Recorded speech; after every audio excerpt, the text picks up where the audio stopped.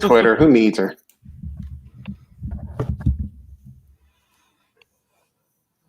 All right, everybody. Welcome to episode 70 of the Fantasy Timeline, a proud member of the Dynasty Addicts Podcast Network.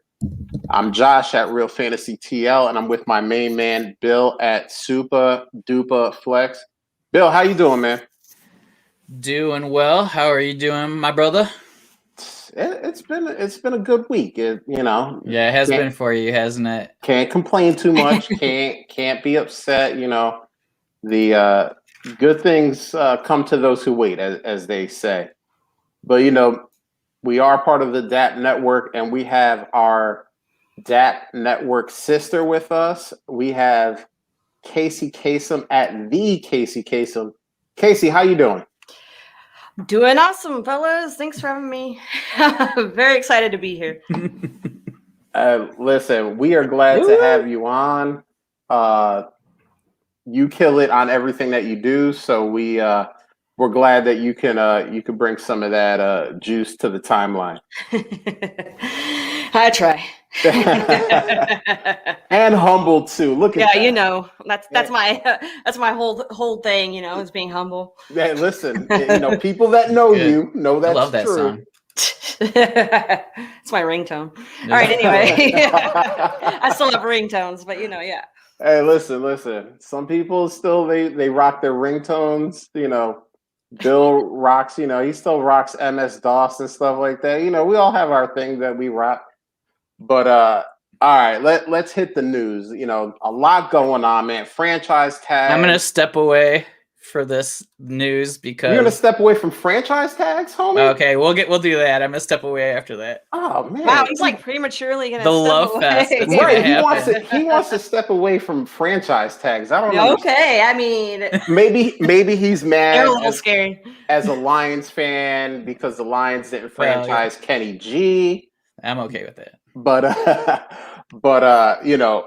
Kenny G and Aaron Jones didn't get those franchise tags, which is going to be fun because now, every team that needs a running back, Miami, is going to be in the Aaron Jones race. And then Kenny G is going to be out there with just a slew of wide receivers. I mean, it seems like every team has a wide receiver that's going to be a free agent this year. So it's going to be interesting to see where he lands and how much he makes. But two guys that are getting paid that franchise tag, Chris Godwin and kind of surprisingly, and you guys can tell me if you expected it, Allen Robinson. Did either one of you expect that franchise tag to go down? That sounds like a hard it doesn't stun me.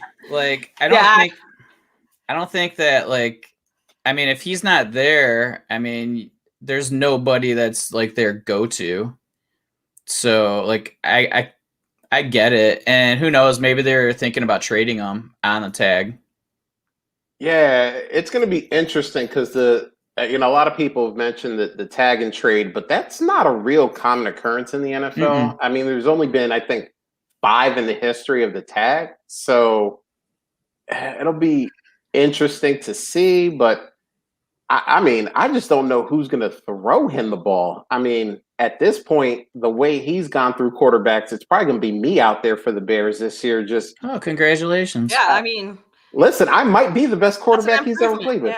Yeah. So I'll have to throw him a little 5-yard pass and just let him run with it. Just get open. But we'll see what they do at the quarterback position because right now it is Nick Foles and nothing else, and that is not where you want to be as an NFL franchise.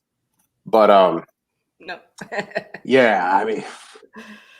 But so there was one other piece of news. Kacey, you're a Cowboys fan. Right. I'm a Cowboys fan. Yeah, buddy. We re-signed a guy. Bye. Yeah. Listen, he's a Lions fan. He's got a lot to be upset about. Yeah. But we re-signed a guy. Do you even hold on a minute? Hold on. Oh man. We re-signed a guy. Kacey, I missed the news. Do you know who we re-signed? Maybe we got to look up on Twitter. I mean, probably have to look it up because I feel like there's just so many guys that we've been waiting on with anticipation. Oh. For years. For years. I mean, goodness. And Jerry's got his guys, but Yeah, I mean, Jerry, yeah. We're gonna have to look on Twitter because I don't remember. Hold on. Let me go to the phone. Oh, it was Dak Prescott. That's who it was. Dak Prescott. Okay. $126 million guaranteed. Chain. Jerry, you were only like 3 years late on this, but better late than never, I guess. Late than never. But I always tell myself, as a lady. Yeah, better. Yeah, that's true. All right. Anyway. Listen, I got 3 kids. I hear you. I got 3 kids. But I actually want to bring this tweet up that you put out because I loved it. And full disclosure, I'm a Cowboys fan that lives nearby Philadelphia. Okay. So yes. I get to hear this all the time. I know I've heard you talk before. You have family in the Philadelphia area, so you know what it is. Yeah. But I love this because I've used this argument so many times with people who have felt that Dak Prescott doesn't deserve to be paid. The Cowboys could go on without him. The Cowboys will be fine. And I just want to shout you out when you said you got a text from your dad before you even woke up. Yeah. Saying that he hopes the Cowboys don't spend for Dak because he'll never be the same after his injury and move on. And this is the argument I've always used. As I sit here remembering that moving on has looked a lot like Quincy Carter, Chad Hutchinson, old Drew Bledsoe, Drew Henson. Any baseball player that they could get to go. Vinny Testaverde. Yeah. I mean, if there was a quarterback that was good in the mid-90s, he probably played for the Cowboys in the early 2000s after they were good, after their prime. For sure. And, I see the arguments on Twitter, Dallas messed up. And I'm like, no, Dallas messed up when they didn't sign him in, what was that, 2 years ago, 3 years ago, when Goff and Wentz got signed. I know. Like when you could have gotten him for like $34 million a year and not 42. But listen, that's the tax you have to pay when you make mistakes. I was explaining this to somebody. It's like when you have kids, you tell your kids the right thing to do. Guess what? If they turn around and do the wrong thing, they got to pay the tax for doing the wrong thing. It's just what it is. Like, Jerry, you did the wrong thing. You got to pay the tax. But let's flip it now. We had our fun. Bill is crying in a corner. It's all right. Bill he left. He's crying. He's not happy about this. But let's bring it back to fantasy. He looks happy. I'm happy to be here. He's happy to be here. All right. But let's bring this back to Dynasty because or not even Dynasty, but just fantasy overall. I've heard a lot of different things about how this affects Dak in fantasy. Does it change anything? Because in my opinion, it doesn't. But if you guys think it does change anything, I want to hear it. I mean, to me, it doesn't really change anything because my mindset going into it was going to be something similar to this anyway. So I'm not surprised. Figured Dallas would figure something out. Dak would, get the bag, and he did. So I don't think it really changes how I feel. Bill, does this change anything for you in fantasy terms? I mean, a little bit. I mean, it's just, as much as, you guys believed that was going to happen, there was still that percentage that it wasn't. And so I think that just that, comfort knowing that he's going to be in that situation for the next 3 years at least is a huge, I guess, risk not a huge risk, but a risk off the table. And so I think that, if you have him, like, it's nice. Like, there's a small bump in at least his perceived value from other people that maybe weren't quite as confident as you. And so if nothing else, if you decide you want to move him, you'll probably be able to get a little bit more than you would have before he signed. Yeah, I'm with you, Casey. I think that's the reason why I don't. In my opinion, his value didn't move that much, is because, and Bill knows we were doing this last year this time, and I was like, "Oh, Dak is going to get signed this year. Don't worry about it." And I went through the whole. They tagged him. I said, "This is just to get him signed," and it never happened last year. So yeah, I mean, I'm kind of with you, but I do see what Bill is saying. How maybe you get a little sweetener in a deal if you decide you want to trade Dak, because now that 3-year stability is there. His some version of his guys are going to be there with Zeke and Amari and Gallup and Lamb. So you kind of know that some version of those guys will be there, for the next 3 years. So, yeah, it was good. Bill DM'd me right after it happened. He said, I'm not even coming in on Wednesday. So you guys are going to be. And I was like, you're damn right we Gonna are. have this Cowboys love fest going on. It's gonna be beautiful.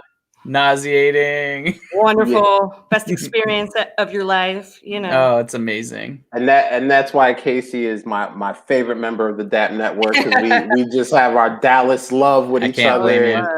And but nah, man, I mean that was big news. I saw it on my phone, and I actually thought somebody was pranking me, because I was like, they didn't sign Dak. Well, it's because I mean, we've been playing this whole game for, like you said, a few years, this whole back and forth, what's going to happen. And they're like at the press conference today, oh yeah, we knew something was going to get done 2 years ago, blah blah blah blah blah. It's like, stop. Yeah, that's like, that's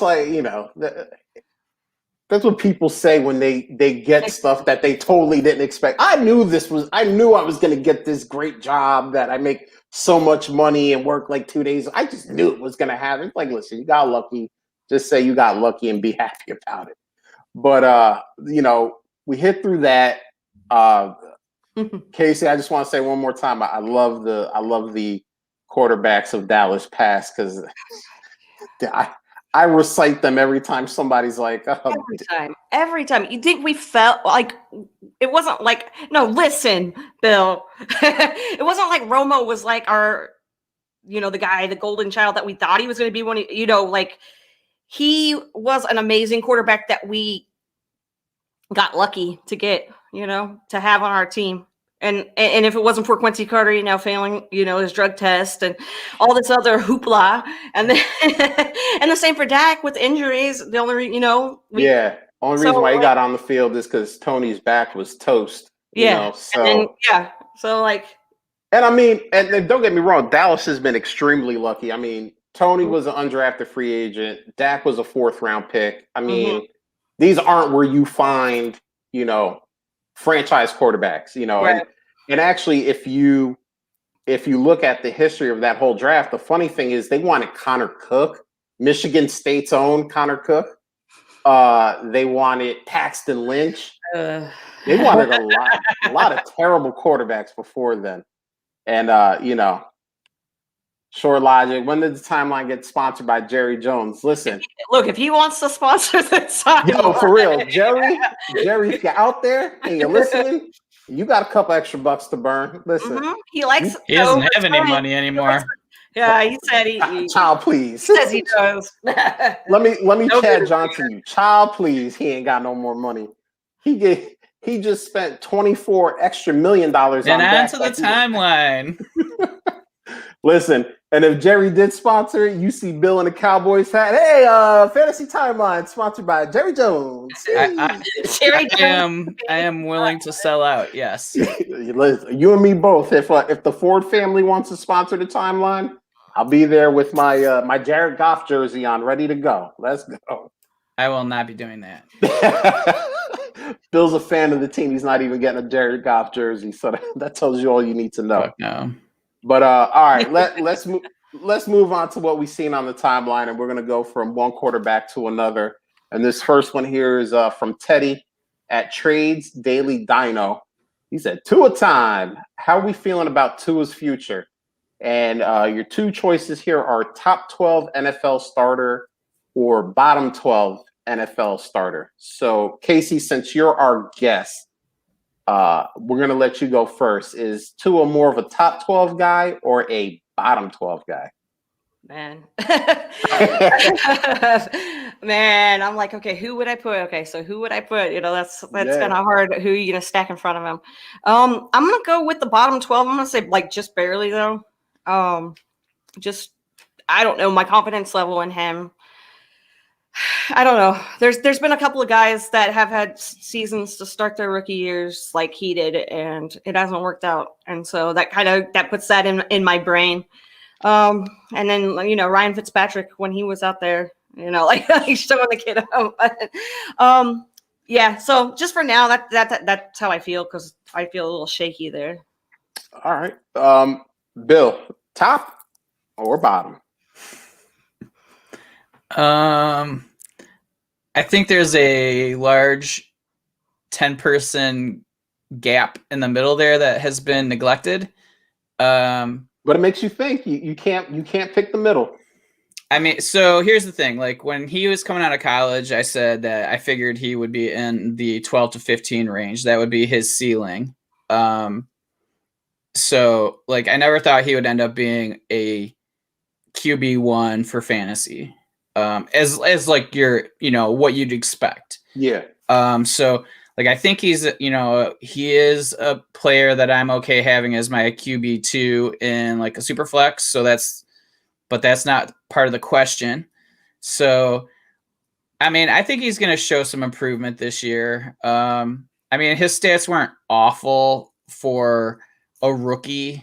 They weren't great. I mean, he would look so passive, and I'm worried on whether that's who he is in the pros, or is it something where he didn't get a preseason, he didn't get anything, and then also like he's coming back from injury. So there's just so many things that could have affected him that I'm not sure I am willing to, just throw him in the waste bin now. Like if I have to pick one, I'm going QB1, top 12, because I think he's closer to that than he is the bottom. But at this moment, I kind of agree with Kacey too, is that like, if I had to say this moment, I would have to pick the bottom 12. So that would be what, QB 21? Yeah, I think. Yeah. So yeah, I think that's where I would have to say at this moment, but I think that he still has a pretty good opportunity to be like a fringe QB1. Yeah, Bill, I think I'm going to echo kind of what you said. I think if we're talking strictly 2021, where is he going to be? I'm with Kacey. It's closer to the bottom 12 than it's going to be to the top 12. Like you said earlier, Bill, there's that whole middle that is being underrepresented. But that's why the question makes you think, and that's why I actually put the question on here, because you can't cop out and go, I think he's going to be QB 15. Like, nah, that's not a choice. I fully intended to cop out. Well, Teddy knew, and he ain't let you cop out. He said, come up with an answer. Damn you, Teddy. Damn you. Take a stance. So, yeah, I agree. 2021, I think it's closer to the bottom 12 than the top 12. But I think if we're looking at this from a dynasty point of view, 2-3 year window, I think he is going to be closer to the top 12. I'd put him in that top 12 just because, we're very fast paced in the dynasty world because, the start of the 2019 season, we were tanking for Tua. Tua was the man. Tua was going to be the number one pick. There was no doubt about it. And then not only does Tua get hurt, but then Joe Burrow has maybe the greatest quarterback season in NCAA history. And now it's like, well, Burrow is number one. And we kind of all knew Tua was coming in with this injury. A lot of people were saying that he shouldn't even play in 2020. Well, the coaching staff there felt that he was good enough to play health-wise. And they put him out there. And then, one of you guys mentioned, then it was kind of like he was out there, but if they were losing, then Fitzpatrick was coming out. And Fitzpatrick, I love that man. He don't care. He's like, I'm going to throw it into triple coverage. I'm going to do me. I'm going to either get stats or get put on the bench. It's going to be one or the other. But he rallied the team. That team was behind him. You could tell the team was more energized when he was on the field. I think an off season, maybe probably preseason games, just an off season program to work with Brian Flores and the offensive coordinators, because they have two for some reason, and all of that. I think that's going to work wonders for them. And even if we don't see that massive jump in 2021, I think 2022, 2023 is where we're going to see the jump. Obviously, this is all contingent too if he's still in Miami and he's not part of a trade for Deshaun Watson or somebody else. But I'm going to say right now, since that's where he is, I'm going to assume he's going to stay there, and I'm going to go top 12 for later on. So, Teddy, it was a good one. I'm glad you didn't let Bill cop out and say the middle like he wanted to say. I am a habitual fence. Yeah, and sitter or whatever the word is. And I give Bill a lot of credit because Bill had like a 25-minute dissertation as he was trying to figure out which way he was going. He was like, well, Yeah, sometimes you got to do that for the brain to catch up to where you want to go, Hey, listen, it's like man, wasting time so I can think of something. I just talk too much just as is. I don't even need to have an excuse. So I understand where you're coming from, man. But let's hit this next one here. And this is going to be a fun one too. So this is from It's Just Fantasy at It's Just Fantasy _. He said, who would you rather have on your dynasty team? We got Kenny G, Bill's favorite, Chris Godwin, Juju, or Tyler Boyd. And then he said, go ahead and rank them while you're here. So let's pick our favorite, and then we'll rank them. Bill, why don't you take this one first? We know Kenny G is going to be first on your list, and then he is one of my top two. So, and I'm actually debating between him and probably the guy I'm going to pick in Chris Godwin. Okay. Yeah, I just think Godwin, it's an age thing. I think it's like I've liked his skill set since coming out from Penn State. He just has always looked the part to me, and he's I guess one of my guys because that's somebody I picked. So I'm gonna probably there's a bias there. And I like the fact that he's still in a good situation this year, that I know what his situation is right now. And I just think like him compared to the other guys, there's just a lot of unknowns, or in Tyler Boyd's case, I just think he is what he is. I don't think he's ever going to be like, a wide receiver one consistently, where I think Godwin can be that. All right. So you're just so I make sure I got your ranks correct here. You got Godwin, Galladay, and then who do you got? Oh, I didn't know I was doing my ranks also. Come on. I think I'm going Tyler Boyd, then Juju. Okay. All right. I like it. Thank you. Kacey, who is your favorite out of these four? I'm laughing like this because I can't read what I wrote, because I had an idea as to why I picked somebody earlier, and I have no idea why I picked them. So we're just going to play it by ear. We're going to go, Chris Godwin is actually at the top of the list. I can't read why I picked him, but I do feel like he is the most stable at being that you know what you're getting from him, and it's always solid. So that, like Bill was saying, like I trust him more to have those games. And then how do you rank the other three under Godwin? I would go. I would go Galladay next, Boyd, and then Juju. Yeah, Juju. Apparently, that is the correct answer. Listen, first of all, I love the fact that Kacey wrote a 25-page paper while Bill was giving his list. So respect for that, because she said, I wrote so fast I can't even read it. He said scope, and I was like, that is what he's at the top of my list. There's a reason why. There's got to be something. Listen, not only are we going to make it 3 for 3 with Godwin at the top, but it's going to be 3 for 3 in the order of it as well. Kenny G, Tyler Boyd, and Juju. Listen, Chris Godwin, Bill hit it on the head. He looks the part, but he's going to be next year. He's going to be a part of that Tampa Bay offense, who, by the way, like the second half of the season, were cooking. I mean, it was kind of insane.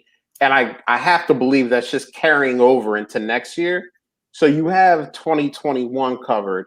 And then he most likely will probably hit the free agent market at that point. I can't believe they would double tag him at the price.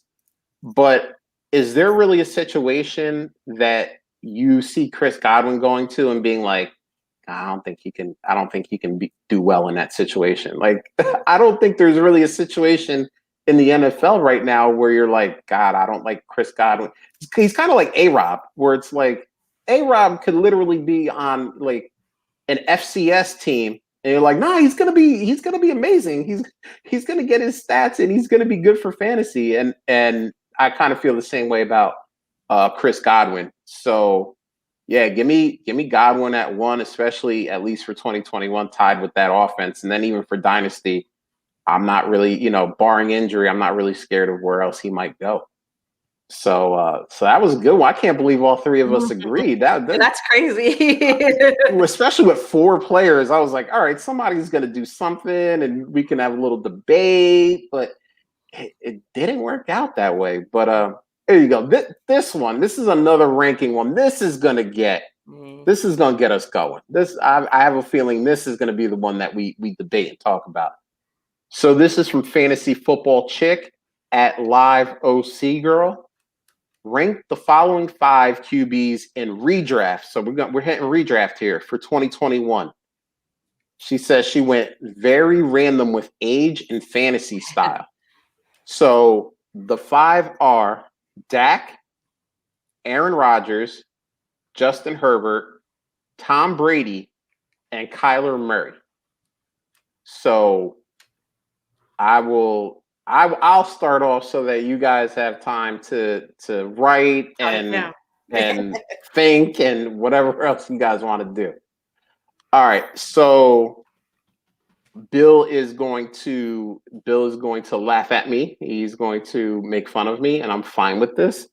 My number 1 is Dak. I think the weapons are insane. We kind of saw the pace that he was on before he got hurt.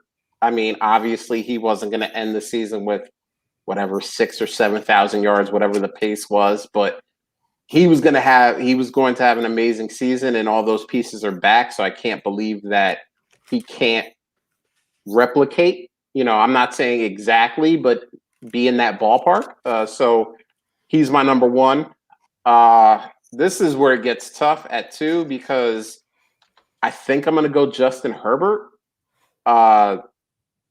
That boy is good. I mean, rookie, no offseason, no preseason, and now he's played, what did he play, 14 games, 13 games last season. He's used to the guys on the team. They're not really going to be missing out on anyone except for Hunter Henry. He's the only guy that probably won't be back. So I like that. Then I think I'm going to go Brady. That it was actually a toss-up for me between Brady and Rodgers. I think they both are, they lead prolific offenses. So I think I picked Brady because I don't think Aaron Rodgers can sustain that like 9% touchdown rate he had. I mean, it was kind of wild what he was doing there. So I think I have him a slight tick under Brady because, as I said earlier, that offense really seemed to click and figure it out in the second half of the season. So I'll go Brady, Rodgers, and then Kyler Murray last. And yes, I know he can do it with his legs, but we kind of saw that he can be shut down, whether it's by injury or just, and it seems like they're allergic to drafting offensive linemen there. So he's 5th for me. So Kacey, why don't you go 2nd here? Okay, I will. Okay, so for redraft, I'm gonna go. Number 1 is Dak. This is not the. You know what? I'm teasing you. You know what though? It was very close between him and Herbert. So Herbert's my 2nd. It was very close. The injury with Dak does kind of scare me, as much as I don't want to say that it does. Like, I know he walked out there and looked fine today and said he's almost good, perfect or whatever. But yeah, I mean, at the same time, Herbert, he was injured last year too, right? You could say that about just about everybody on the list, but Dak's injury was the injury that it was. So he gets the slight edge to Herbert, but it's very close for redraft purposes. Then, okay, now I'm going to sound like I'm an ageist here. I'm going to go with Murray next. So that means that the older dudes are below him. and for the same reason that you were saying that he can get it done with his feet, I know that he did not look great at times last year, especially towards the end when you needed him the most. You're like relying on him to hopefully, do decent, which is funny. Somebody asking, should I start Kyler Murray or, Ryan Fitzpatrick or whoever, and then you're like, oh shit. So, but anyway, and then Brady's going to be next, and I'm going to go and follow that up with Rodgers. Just, I know he had an amazing season, but I was really feeling a down season for him last year, and it didn't happen. So I'm just going to say I was early on it, and I'm just going to go. All right, cool. So we had the disagreement on Murray, and that's going to be so interesting to see. And maybe part of my having Murray at the end is that recency bias, kind of that end of the season where it was like, God, that was gross sometime. And you're right. People were asking like, hey, is it Ryan Fitzpatrick or is it Kyler Murray? Is it Kirk Cousins or is it Kyler Murray? And these were real questions and people weren't joking. So I like it. I mean, you're wrong on Kyler, but that's all right. I like it. We'll see. All right, Bill, wrap us up. So didn't Kyler have an injury?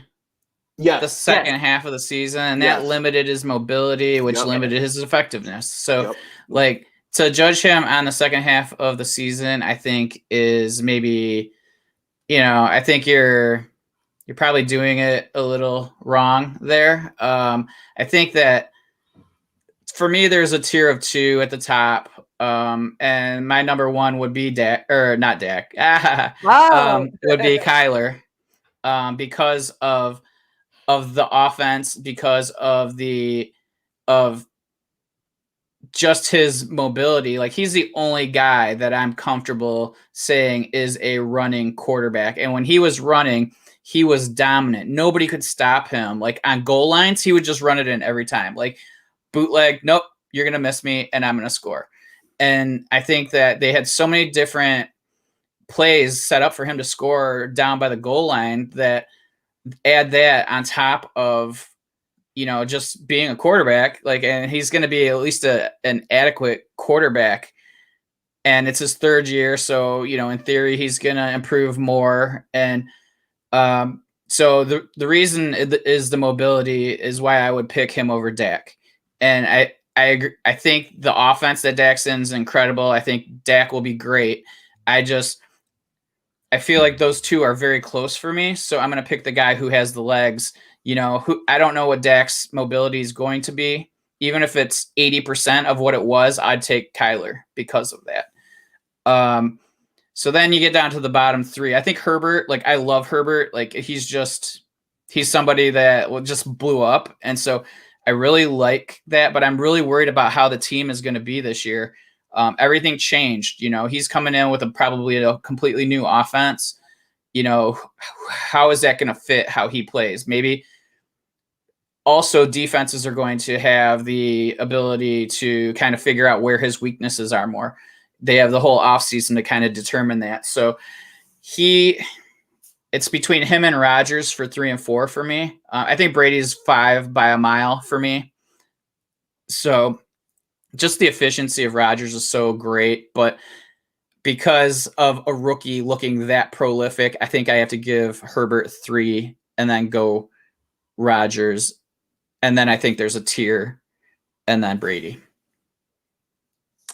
All right. See, I knew this was going to be the one that we can't agree on everything. Nah, I mean it's no fun that way. I mean, Kacey and I obviously had the correct number one, but that's okay too. I mean, sometimes, I gave you 1B, okay? Like that's me giving you guys props. There's no way I was gonna let you guys have all three Dax as the number one quarterback. So see, Bill really picked Kyler just because he didn't want to pick Dak. Not Pure It's okay because majority Pure rules. So like, I think the majority rules here. I gotta agree. Fair enough. I gotta agree. But no, I think it's so interesting though. Like all joking aside, I think it's so interesting how we all kind of had Kyler ranked because I had him at the end. I had him last because I'm worried about. Yeah, the end of the season sucked, but I'm also worried about the way that Arizona seems to not want to put legitimate offensive linemen around him. It seems like they're just kind of cool with what they have. They haven't spent any real capital, whether it's through the draft or through free agency, to get at least one guy in there that kind of you're like, all right, this is an elite offensive lineman. Kacey, you had him in the middle because I think we all agree he can do some damage with his legs. I mean, I don't think that's up for debate. And that bumped you up. That bumped him up in your rankings to the middle. And then Bill had him all the way on the top because of that, because of what he could do with his legs. And I do agree that if he is healthy for 16, I mean, he was embarrassing people on the field. I mean, linebackers and safeties and corners that have speed. I mean, we're not talking about you're like, oh, this corner is 4.75. He can't keep up. Like we're talking about 4.4 guys that are just like, he's like, no, sorry, man, you ain't gonna touch me on this one. And I mean, and then he does have ability with his arm. Like that end of what was that? The end of the Buffalo game where he threw it up to D-Hop, who just made that amazing catch in the end zone to win that game. So I think Kyler may be kind of a polarizing guy as we start seeing startups go off and, is he still like last year, we were kind of looking at him as QB2, QB3. Is he still there? Who do we put in front of him? That's going to be fun to see. And obviously if the three of us were in a startup, Bill would have him. And then Kacey and I, whoever had the earlier pick would have Dax. But no, that was a good one. I like that because Kyler seemed to be the guy that we were we had the most difference on, which is cool because like Bill kind of said, yeah, like when he was healthy, he couldn't be stopped, and I was like, you know what? He is right. I am right. I mean, not right that he's at number one. Get out of here with that, but he was right that we did forget about You're talking about him being an MVP, until he got that leg injury. Dak was in that MVP till he got that leg injury too. So that was a bad leg injury. I'm just saying, maybe it's just a cramp, says Tony Romo. Yeah, that ain't a cramp, my man. The worst Tony Romo line, and I love Tony. I think Tony is the Walk best it off, out King. there. It was just he was hoping, of course, and he didn't see that his pinky toe is aimed. Listen, I didn't see it either. But Dak, I mean, just watching Dallas games, Dak gets plastered, and he just gets up. He's like, "No, I'm all right." When he was down like that, I said, "Nah, it's bad. Like it's not." Dak doesn't go down and stay down like that. I knew it wasn't a cramp. Bill is right. Listen, it doesn't even matter what it's about. With his burners out here, he got Bill is right with the burners. Get the burners out of here, brother. Get the burners out. All right. Let's hit this one up. This is from Braden Rory Kawa at Rory Kawa. Time of the year where dynasty rankings rule. Twitterverse. This is a 12-team, 20-man roster, tight end premium, which is a 1.5 PPR, one quarterback league. So he's got on one side of this offer George Kittle, and on the other side, DJ Moore and Irv Smith. So this is, maybe trying to cash in on a little of that Irv Smith hype. Bill, why don't you start us off? You got Kittle or you got the Irv Smith combo?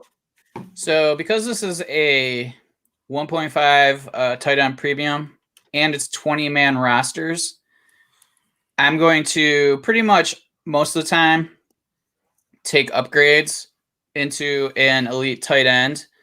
So I don't have to, carry as many tight ends on a 20-man roster team. So I'm okay making that move, DJ Moore and Irv Smith, who I'm not sure Irv Smith is going to be what we all think he's going to be this year. I think that we can kind of actually talk about a little bit of that in a minute after this. But yeah, I think it's Kittle for me. I'm willing to take a little bit of a hit in value to get an elite tight end that I don't have to ever think about if I'm putting him in or not. And remember, even with DJ Moore, we had to think that this year. Are we going to play DJ Moore? And so 2 guys that I'm not sure I'm going to play for 1 guy I'm certain I'm playing. It's pretty simple for me. All right, Kacey, who do you got in this one? Yeah, I'm going to go on the Kittle side as well. It's exactly, my biggest thing is the size of the league is 20 team. Or 20, not 20 teams. 20-man rosters. 20-man rosters over here. Yeah, it's 20 teams now. 20-man rosters. Yeah, I like to, if it's a larger roster, sure, I like to hoard the tight ends. But in a situation like that, with the tight end premium being what it is and everything, yeah, I trust Kittle a whole lot more than I trust, the combination there. I'm going to, like Bill said again, I'm going to start Kittle. I know without a, shadow of a doubt that that's going to happen. And, I as much as Irv Smith makes me happy and all that jazz, I save him for the types of leagues where, I can have more spots on my roster. Yeah, I almost want to argue the other side just to have some difference in the conversation. Please try. All right. First of all, it is Kittle. Let me try to argue the other side here. Just so we don't all sound the same. 2 is more than 1. yeah, 2. Yeah, there you go. 2 guys. You got 2 spots filled. You don't have to. But I think with DJ Moore, I'm picking Kittle, but I want to argue the other side just to get a differing opinion out here. I think DJ Moore, there were parts of the season where we were like, damn, Robbie Anderson is the guy getting all the points. Then it was like there was a section where it was Curtis Samuel was the guy getting all the points. Curtis Samuel's going to be gone. And wasn't DJ Moore like a top 13, 14, 15 wide receiver this year? Like, I feel like for the dispersions we're putting on the man, and some of that is valid. I'm not saying it's not valid. He did have a very good season, but it's just like those moments that we were like, God, dude, Curtis Samuel most likely is going to be gone. It seems like from everything Carolina say, they're upgrading at quarterback. So whether it's via trade, again, bring up Deshaun Watson because he's supposed to go everywhere, or they do it in the draft, whether they stay at 8 and go like Trey Lance or Mac Jones, or maybe they trade up to 2 or 3 and go Zach Wilson and, get it going. I don't know, but we got to believe that it's going to be better than Teddy Bridgewater. So, you're hoping that CMC is going to play the whole season and kind of take some pressure off that way as well. I think the arrow can point up for DJ Moore. And I'm saying point up as in like, yeah, that way, yeah, Bill knows. Bill is right, up. So I think that's the case that could be made for DJ Moore. And then Irv Smith. Listen, I think a lot of what we're seeing on Twitter about Irv Smith is hype right now. But if some of that hype can actually be manifested into reality, which I think Irv Smith has the talent to do it. I just think that the talent around him may prevent him. I mean, Adam Thielen is still there. I mean, we all saw what Justin Jefferson, he just lost his mind last year. And I believe that he's going to be, very, very good. There's going to be some drop off, but it's not going to be, a ton. Plus you have Dalvin Cook, who not only is a great rusher of the ball, but is a great receiver of the ball. But if they can work Irv Smith into there, he has all the ability in the world to be, you know, a top, you know, 6 guy. You know, I'm not going to say he's not cracking the top 3. That's reserved for Kelsey, Kittle, and Waller. But, you know, could he be better than Hawk? Maybe. You know, could he be better than Noah Fant? Maybe. You know, and listen, it's a whole lot of, you know, ifs and buts and coconuts, you know, but to argue the other side, I think you need a little bit of that on your side, because I mean, we all agree it's Kittle, but I did want to just bring some differing voice out there. Just to provide proper context, like at least in the league I looked at, Robbie Anderson was 19th for total points. DJ Moore was 24th. Okay. And Curtis Samuel was 25th. Okay. So if I do the average per game, probably drop some all, because there are probably some guys that DJ Moore is 27th, Samuel's 28th, and Robbie Anderson's 29th. Okay. So they were pretty much, they all scored the same. So part of my concern with that, at least, and just kind of tangenting, I guess, is that just tell us that that's how that offense is set up, where 3 positions, it gets spread out, and it's whatever the matchups are for that game, that's the player that's going to get targeted and utilized more. Now, granted, you know, Curtis Samuel was used in the backfield. He was used all over the place. So, you know, they're probably not going to have a guy as versatile as him if he goes elsewhere. But if he does come back, I mean, I'm not sure I feel any better about the situation this year for him, aside from having maybe a better quarterback. But onto the Irv Smith thing. And this is kind of something I just wanted to bring up for us to talk about is Kyle Rudolph gets released. You know, Green Bay chooses to move on from Aaron Jones. At least looks what's happening. They're just not franchising, right? Who's the other one that everybody's going crazy about today? There was some other play. Everybody's like talking about them being Gabriel Davis, because John Brown got. Oh yeah. So, and everybody's like talking about adding all these players, and I was just wondering, like, Casey, what's your thoughts on that? Is that something that you're wanting to do right now? You know, there's a lot of stuff that's. I guess I'll let you go, and then I'll kind of say my piece on the situation. But like, because of these roster moves, are you willing to jump in and maybe buy these players with the hype building up? God, I haven't even really thought about it. And that's what's like the sad situation here. I mean, maybe certain guys that I was already kind of leaning that way in the first place. But I don't know if it really changes too much at the moment. I don't know. Like, I overthink things way too much. So don't hold me to anything I'm saying. How about you, Josh? Like, what's your thoughts? Like, I mean, because everybody kind of had picked Gabriel Davis as like a sleeper, right? Like, that was like one of those things. Like, I mean, I think a lot of us liked. He had 7 touchdowns last year. Yeah. And that's a good sign from a rookie that he's getting targeted. So, but now, because John Brown, which we all kind of expected to happen, happens, like, and there's this additional, like, secondary value added to Gabriel Davis right now. Like, is he a sell?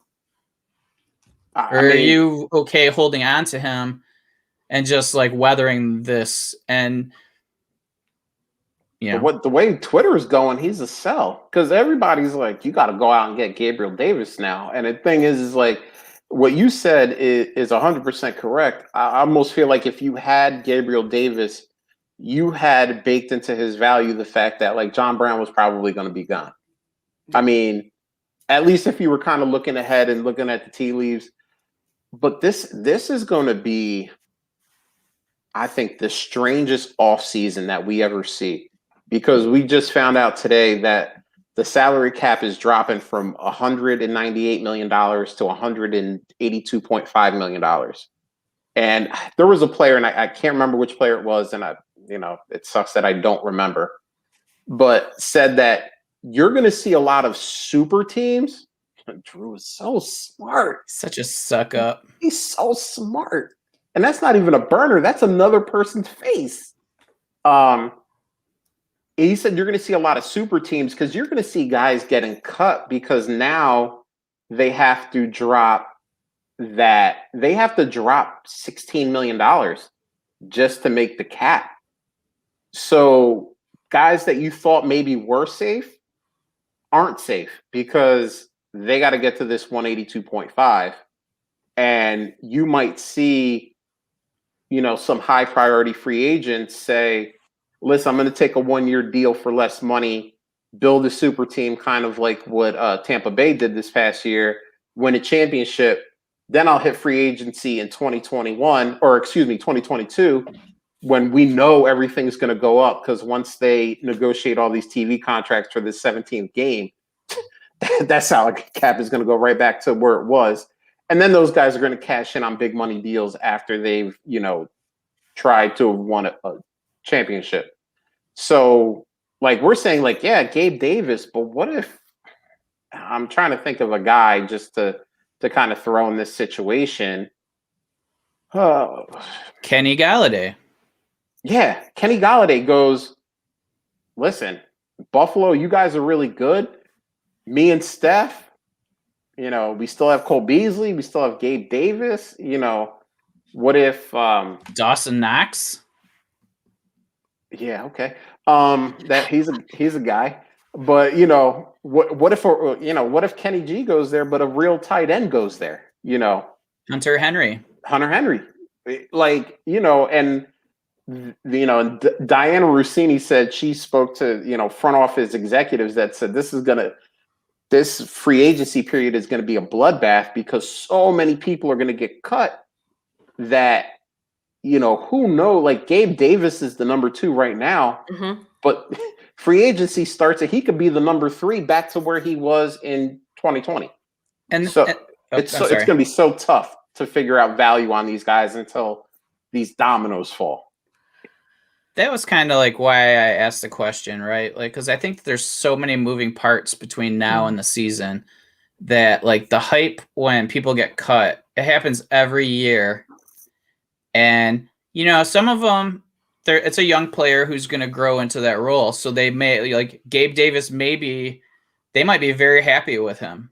And he might end up being the wide receiver too for Buffalo. But so many teams are, players changing teams. There's going to be opportunities to add veterans that who's to say that, like you said, they don't sign somebody.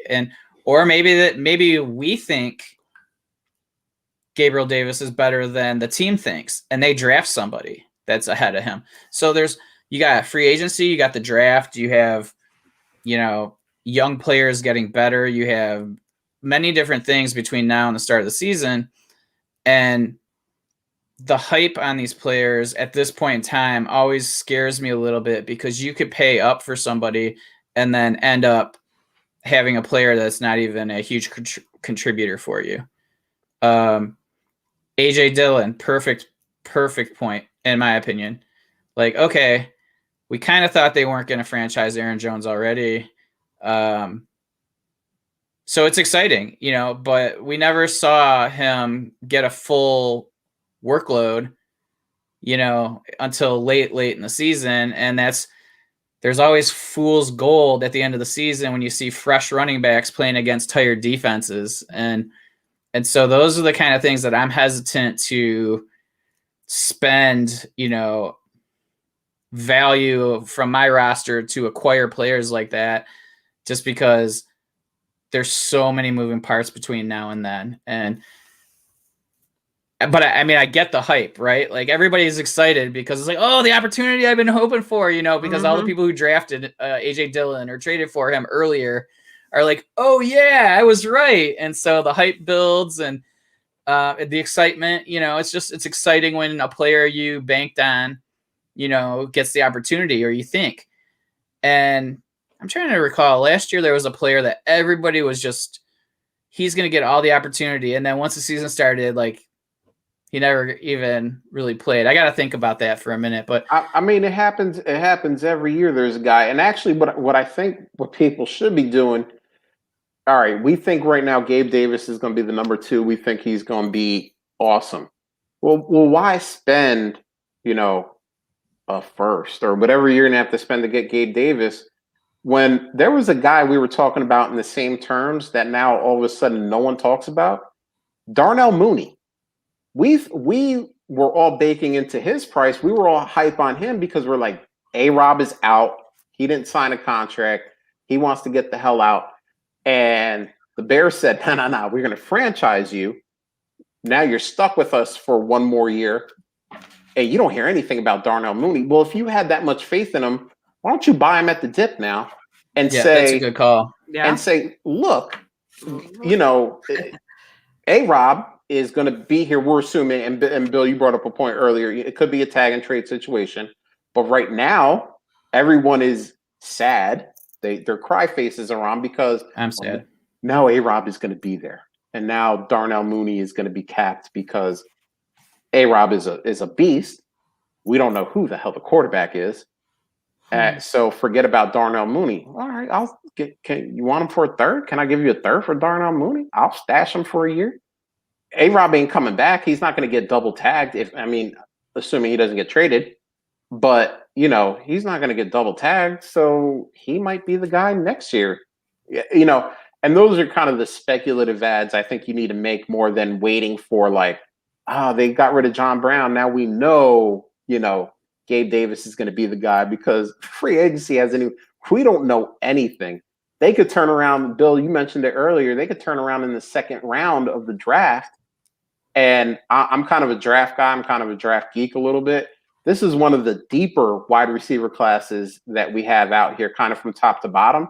It's not, you don't have as much on the high end as we did last year when we were talking about Ruggs and Lamb and Judy and all that. But top to bottom, it's kind of deep. And what if they go second round? Boom, here's a guy. He's our wide receiver too. Fooled you. Now you spent all this money for Gabe Davis, and you're like, damn, why'd I give a first for Gabe Davis? And the guy with your first now is just, I got another one, But yeah, Bill, you mentioned it earlier. What do we do with Gabe Davis? If you got him, sell him or try to sell him. See what someone in your league is willing to give you for him. Because if there's a first round pick involved, say adios to Gabe Davis, and don't even hesitate. If I had him, yeah, I cannot imagine a world where you can get Gabe Davis and there's a first involved in it. Wow, your mind's just. Yeah, if that's happening, then I agree. I don't know if that's happening. I don't know if that's just a value you're throwing out there, but well, I'm basing it on what I see in these Twitter streets. Everybody where everyone is gotta get Gabe Davis. Okay, but you gotta throw in Donald Parham, Right. Yeah, that's another guy too. Get you some Donald Parham. He's now worth a high second now because this is your Thaddeus Moss moment. Well, listen, Thaddeus Moss, he got robbed. It's all right. We're gonna leave that alone. Donald Parham is the new hotness. He's the new hotness, but he's not gonna cost you anything. He's probably a free agent right now, and if somebody has him on their roster, you want a fourth for that Donald Parham? They're probably nobody's taking a fourth for him right now. He's the starting tight end. Throw him in with one of your, throw him in. That's the thing. All right, Casey's right. And I'm wrong. I'll say it. You're right. Get him as that throw-in. You know what? No one's giving him up for a fourth. But if you're God, this trade is kind of close. Can I get that Donald Parham off of you? They're oh yeah, Donald Parham. I don't care, man. Here you go. Have a Donald Parham. We'll make this deal go right now. And then you're sitting. You're sitting on a Donald Parham. Yeah, starting tight end for your Los Angeles Chargers. And that's so that's what I hear. That's what I hear. I mean, right now. If there's one, Casey's making trades right now, you know. Hey guys, Lindsay- I have Donald Parham on a couple of my rosters. If you're in any of my leagues. Lindsay's saying he's not free in the timeline listener league. Yeah, she drafted him late, like in the 20s somewhere. So in the 20th round somewhere. So Ooh, good on her. Lindsay, you want one of them force? For Donald Parham? Yeah, right. One of them for it. I'll veto that. And I'll unveto it. We're co-commissioners. Oh shit! Oh snap! Oh man, but there's always guys like that, like where you're like the hype just builds and builds and builds. And I picked up Parham off of a bunch of waiver wires just as like, hey, like I got a Donald Parham. Like, what's the worst case? It's kind of like what I was saying about Thaddeus Moss last year. Like, what is a Thaddeus Moss going to cost you? If he becomes a starting tight end, awesome. If he becomes a nobody, that was never in his range of outcomes. You never wasted anything on him. So, I mean, why not? Donald Parham, get him off your waiver wire and just last pick, she said, even better. Good for you, Lindsay. Getting the starting tight end for the Los Angeles Chargers. Good for you. Don't let Bill disparage your pick. Don't let Bill do it. I'm here to lift people up. The 26th pick, I'm okay with it. But yeah. I'm not trading like a third rounder. No. You never heard third rounder out of my mouth. Well, he's a starting tight end. I mean, he's got to be worth. That's fine. I still never said third round pick. Don't you put words in my mouth, Bill, because that didn't happen. Lindsay, don't you put that evil on me. Lindsay, listen. Bill, you out here crushing dreams. Lindsay, I'm here to lift you up. You got a starting tight end in the 26th round. Good on you.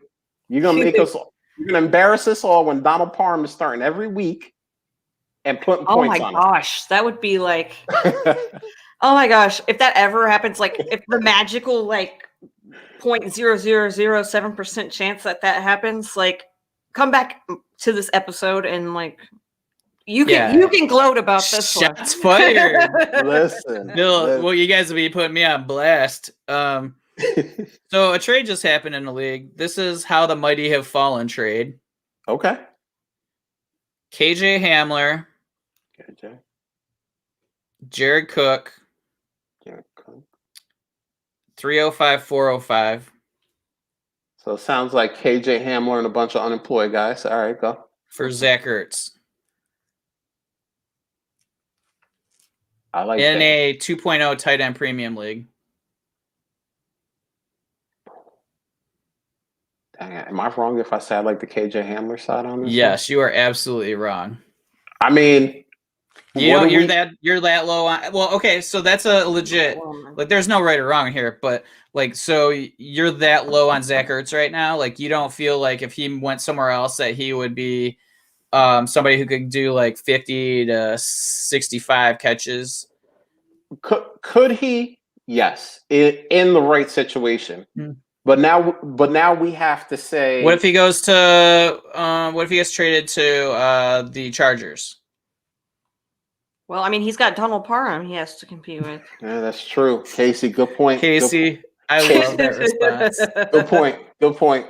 Man, Casey needs to be like the permanent third on this one because she's bringing up some really good points here.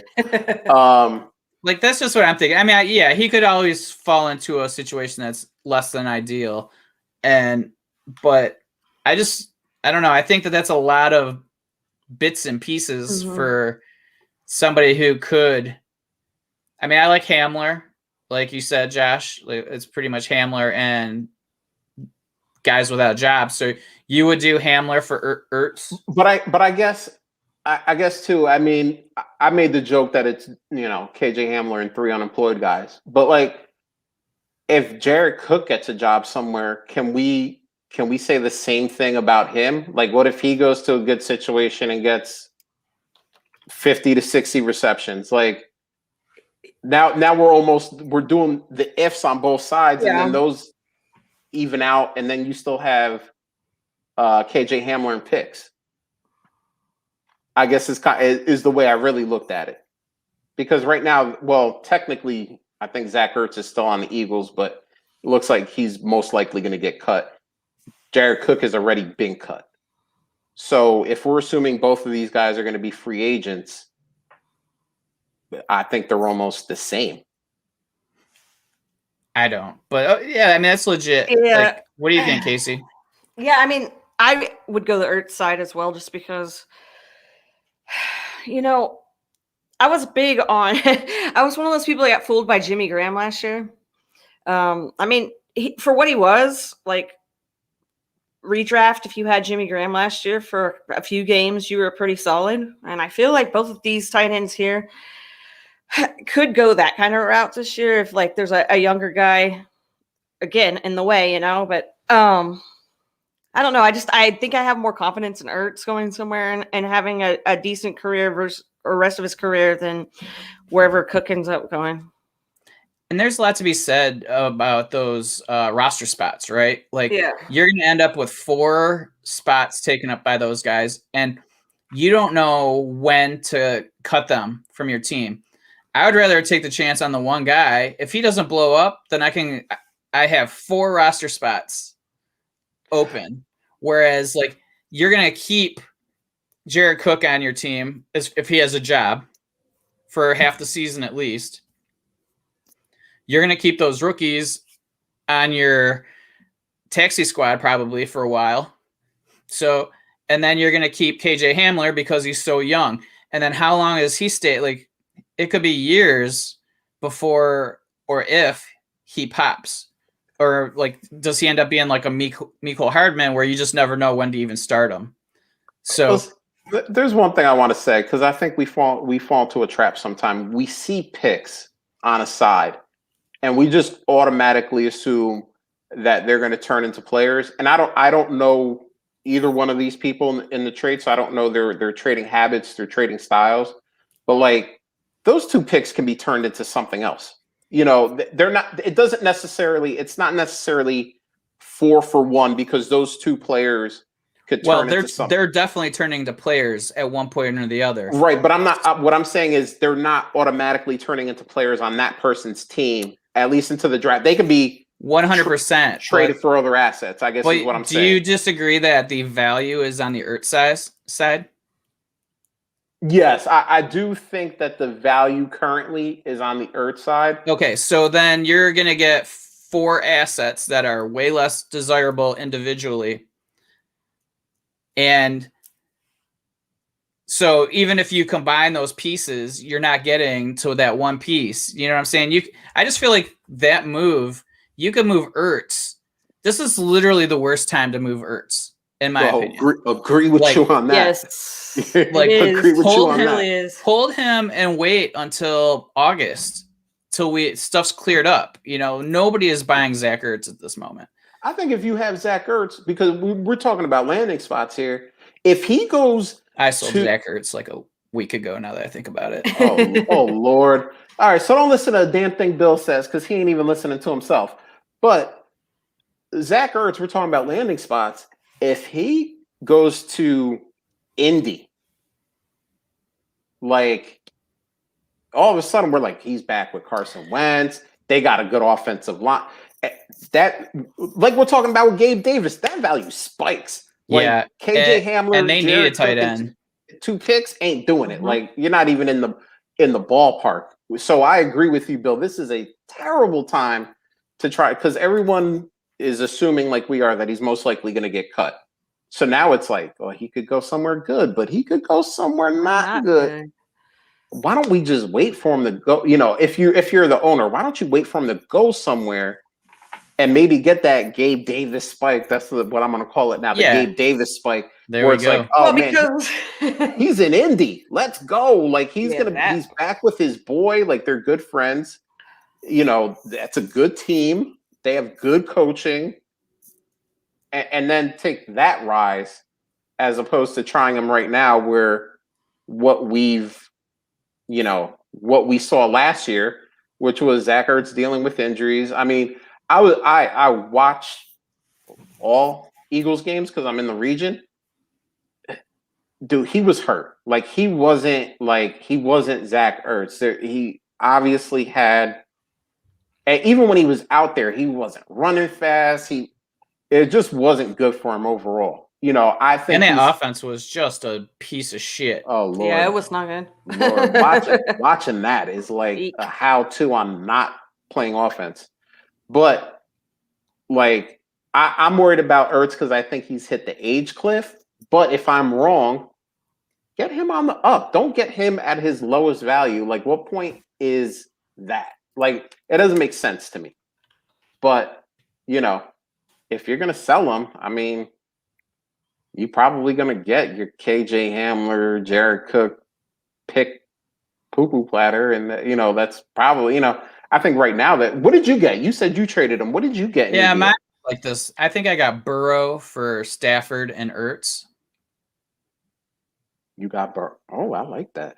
Yeah, that was Cole offered to me. So like, okay. Like it was. I think I might even gotten something else in there. So that Ertz trade doesn't really even count because that's obviously, actually, and Savvy's talking about the Ertz is 30, Kelsey's 31, and I don't think that tight ends. I mean, to be fair, tight ends typically their prime and then their careers last longer. But at the same time, Ertz is more of a wide receiver than a tight end in the way he plays. So I don't know if that changes anything to maybe where his cliff is a little earlier. Because they're more reliant on their speed and other parts of the game that maybe, aren't as they once were. So, but yeah, I was actually looking that up too because Ertz doesn't turn 31 till November. Right. So, I mean, he's still pretty young. So I don't, excuse me, I'm willing to roll the dice and see what happens and just, based on this trade. But yeah, he's a tough one because you might end up getting nothing out of him and he's just off your roster and you're done. But that's the kind of player I want as opposed to 4 guys I'm not sure what I'm going to do. Or 2 guys plus 2 picks that are less than desirable to most people. No, and we can disagree about what side of the trade we want to be on, but I think the thing we can all agree on is like, dude, if you got Zach Ertz on your team, just keep him. Like, just keep him until he ends up somewhere, and then trade him. Because Savi put out here, and this is an interesting one. Lawrence is going to be week 1 starter. Obviously, he's going to need to target the middle of the field, to properly utilize Visca and Sharp. Ertz to the Jaguars. Now, I will say that over his career, Urban Meyer hasn't used the tight end all that much or hasn't used the tight end well, but it's a new game. I mean, that was college. This is a pro. Maybe he adjusts his style, realizing that, like, if you have a tight end worth using, you should use them. And if Ertz does go there, I can't believe they would spend cap money to bring him in just to have him inline block, which you can't even do anyway. So, that's a good one. Like I said the Colts, there was a lot of places that he can go to, and, your value of him automatically rises. You said the Chargers, if he could beat out Parham, he's up. Definitely. There are a lot of places that he could go to, and you're like, all right, if he's healthy and good to go, let's go, and his stock goes up. So on that note, I think we did it. I think we had a great episode. It was mostly due to Kacey, but hey, That's listen, right. I'm gonna take Thanks, my Kacey. wins where I can get it. So, Kacey, thank you for coming on. Really appreciate it. Thank you for bringing a little class to this situation. That's what Seriously. I bring. All the class. All the class. All of it. Kacey, tell everybody where they can find you, what you're up to, and what you're doing. For sure. First and foremost, thank you guys for having me on. I was looking forward to it all day. I'm really glad that I could come chat it up. Cowboys talk. Oh, Anyway, you guys can find me on Twitter at the Kacey Kasem. I write for the Fantasy Footballers, and I have a podcast called Get Real with Kacey Kasem. Check it. Dab Network. It's pretty dope. I get to talk to a bunch of people about imposter syndrome and all that jazz. So it's fun.